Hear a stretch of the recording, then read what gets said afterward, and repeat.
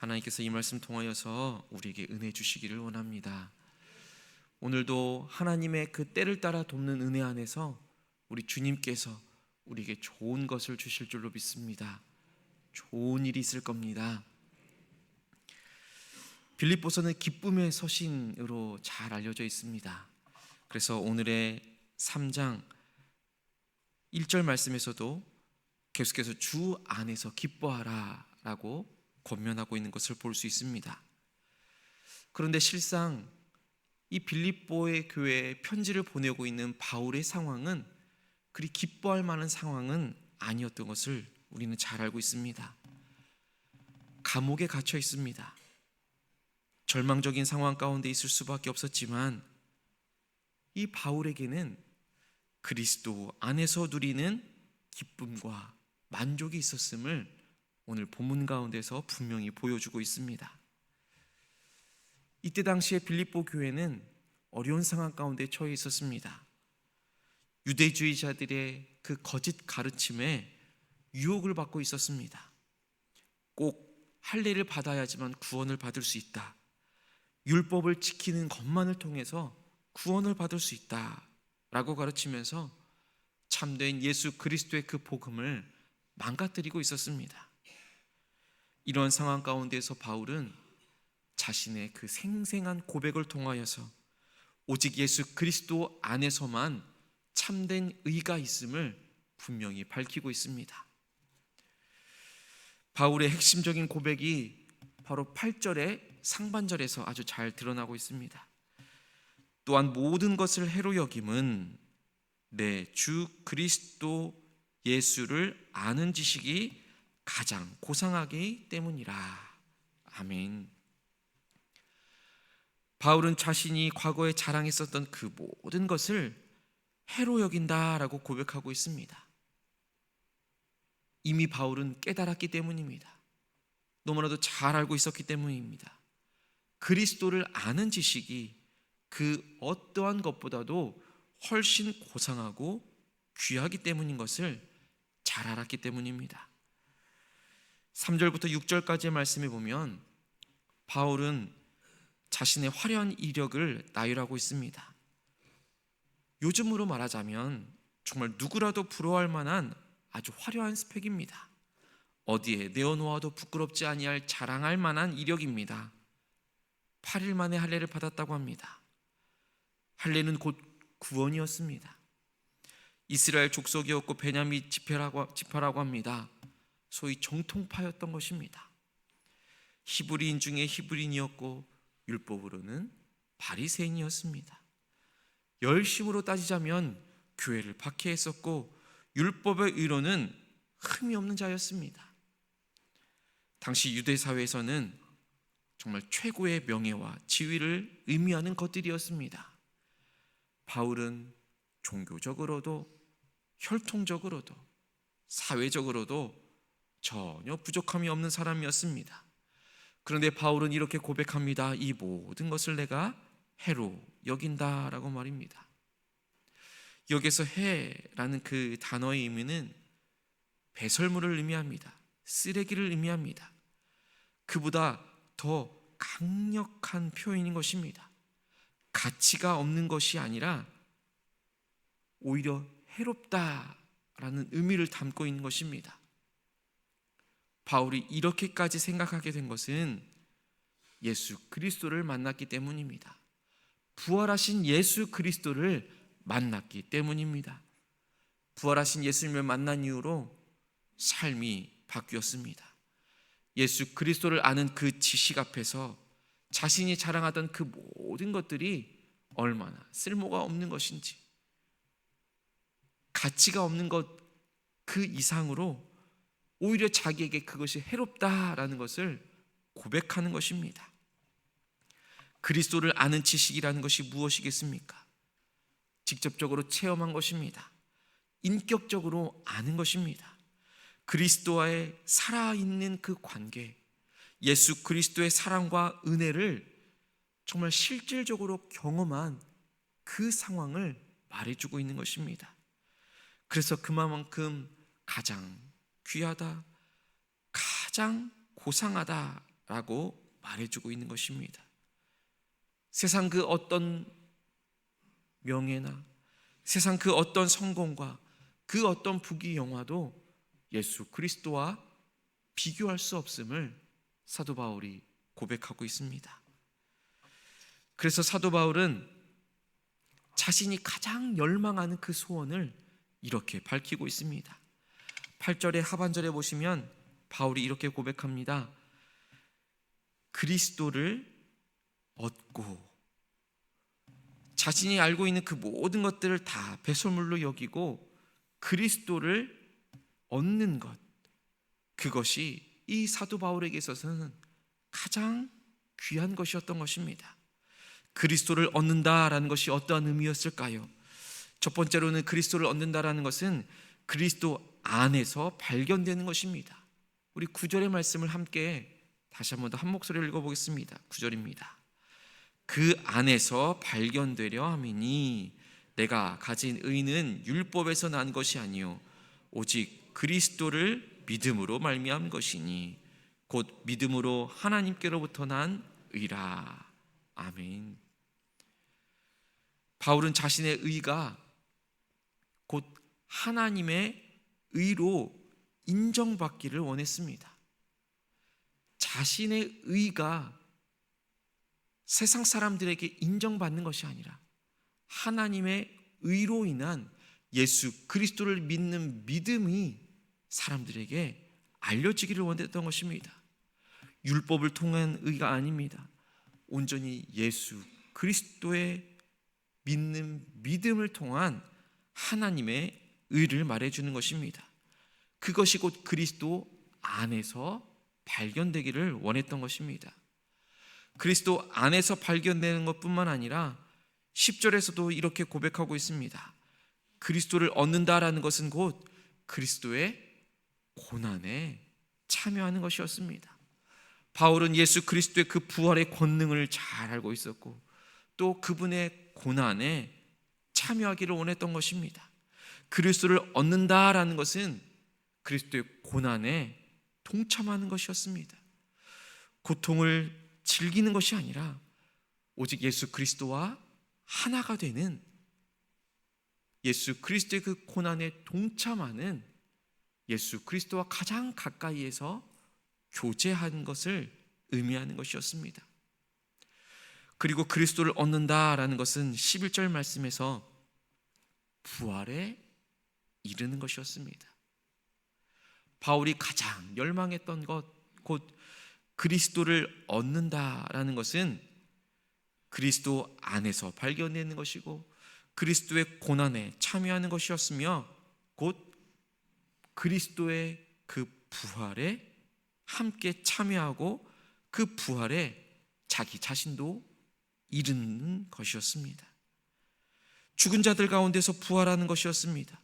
미래의 영광스러운 그 부활에 대한 확실한 소망을 이 바울은 품고 있었던 것입니다. 하나님께서는 분명 우리의 행위나 우리의 자격이나 우리의 그 어떠한 것과 상관없이 오직 예수 그리스도를 통하여서 우리에게 의를 선물로 주시는 분이십니다.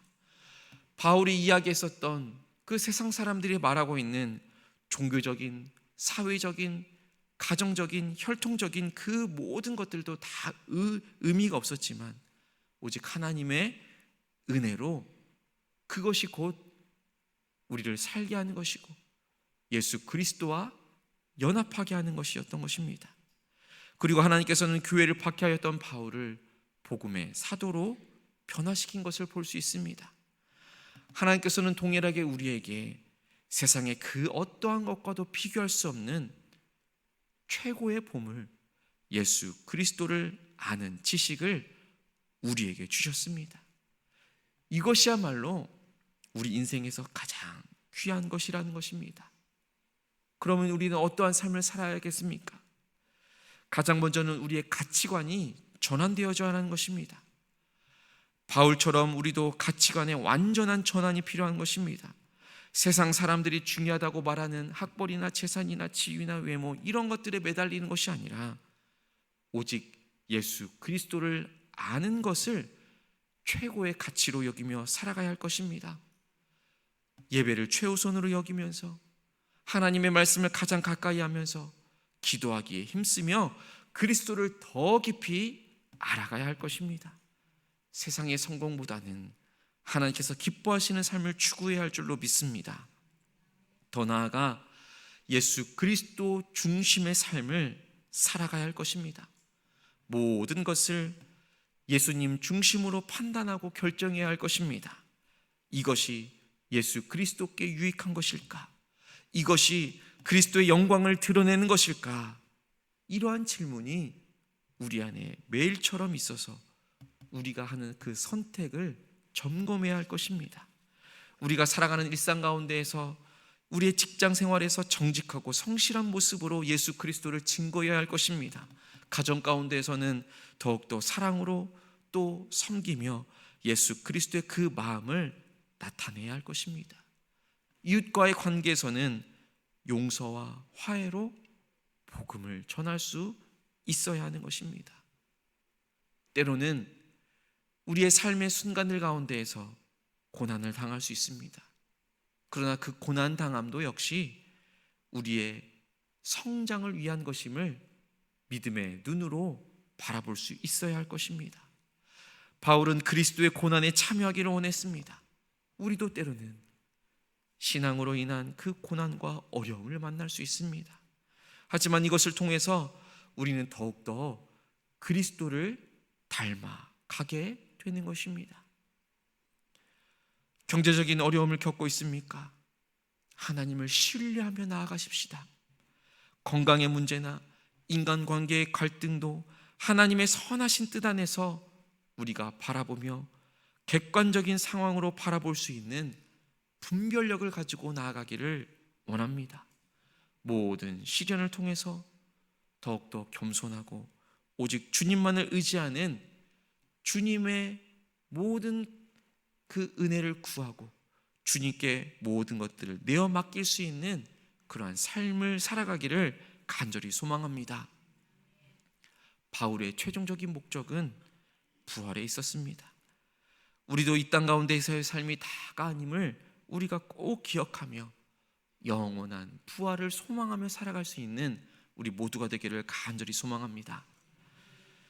바울은 자신이 가진 모든 것을 버리고 그리스도를 택했습니다. 그리고 그것이 자신의 인생에서 가장 잘한 선택이라고 고백하고 있습니다. 오늘 하루를 살아갈 때에도 우리에게는 무수히 많은 선택이 주어질 것입니다. 세상의 것들을 붙들고 살 것인가? 우리를 그리스도를 아는 지식의 고상함을 가지고 살아갈 것인가의 그 선택의 상황 가운데에서 가장 최상의 것을 선택하며 나아가는 오늘 하루의 삶이 되기를 간절히 소망합니다. 내 주 예수 그리스도를 아는 지식이 가장 고상하기 때문에 이 모든 것을 해로 여긴다라는 바울의 고백이 오늘 우리의 고백이 되어지기를 간절히 소망합니다. 예수 그리스도를 아는 것이 우리 인생의 최고의 가치가 되는 것임을 우리의 믿음으로 고백할 수 있는 오늘 하루가 되기를 간절히 소망합니다. 이렇게 기도하겠습니다. 하나님 아버지, 오직 예수 그리스도 안에서 참된 기쁨과 만족을 누리며 살아갈 수 있도록 인도하여 주옵소서. 어떠한 상황 가운데서도 흔들리지 않는 견고한 믿음을 가지고 살아갈 수 있도록 인도하여 주시옵소서. 하나님, 오늘도 삶의 선택의 순간들 가운데에서 오직 예수 그리스도를 택하게 하여 주옵시고 그리스도 안에서 살아가기로 힘쓰며 살아갈 수 있는 오늘 하루의 삶이 될 수 있도록 인도하여 주옵소서. 하나님 아버지, 오늘은 우리의 가정과 우리의 자녀들과 우리 일터를 위하여 함께 기도하며 나아갑니다. 하나님, 우리의 가정을 축복하여 주옵소서. 서로를 사랑하고 용서하며 하나가 되게 하여 주시옵소서. 각기 다른 상황과 환경 가운데서 살아가고 있는 우리의 삶의 가정들을 주님께서 이끌어 주시고 붙잡아 주시옵소서. 예배와 기도가 살아있는 믿음의 가정 되게 하여 주옵시고 집안의 크고 작은 일들 속에서도 주님이 함께 하셔서 늘 평안과 기쁨이 넘쳐나게 하여 주시옵소서. 우리의 자녀들, 우리의 손주들까지도 온전히 주님께 올려드립니다. 어디에 있든지 주님을 경외하게 하여 주시고 세상의 유혹과 어려움 속에서도 믿음을 잃지 않게 하여 주시옵소서. 몸과 마음을 건강하게 지켜주시며 하는 일마다 또 준비하고 있는 일마다 은혜를 더하여 주셔서 하나님의 뜻을 이루는 귀한 자녀들 되게 하여 주시옵소서. 혹시라도 자녀들이 지금 잠시 잠깐 주님을 떠나 있다면 주님의 긍휼로 그 마음을 만져주시고 다시 믿음의 자리로 돌아오게 하여 주시옵소서. 우리의 자녀들의 가정과 손주들까지 하나님의 보호 아래 두어주시고 복에 복을 내려 주시옵소서. 우리의 일터 또한 하나님께 맡겨드립니다. 은퇴하신 분들에게는 하루하루를 더욱더 의미 있게 살아가게 하여 주옵시고 오직 예수 그리스도를 가장 귀하게 여기는 삶을 살아갈 수 있도록 인도하여 주옵소서. 여전히 삶의 터전에서 일을 해나가는 분들에게는 지혜와 체력을 허락하여 주시고 모든 일들이 주님의 영광을 위하여 사용되게 하여 주시옵소서. 우리의 삶에 필요한 경제적인 필요도 채워주시옵시며 정직과 성실함으로 주님을 기쁘시게 하는 일터가 되게 하여 주옵소서. 우리 삶의 모든 영역에 임하여 주셔서 우리를 다스려 주시옵소서. 눈물의 골짜기에서도 함께 하시는 주님을 믿고 날마다 감사와 소망으로 살아가게 하여 주옵소서. 예수 그리스도의 이름으로 간절히 기도하옵나이다. 아멘. 하늘에 계신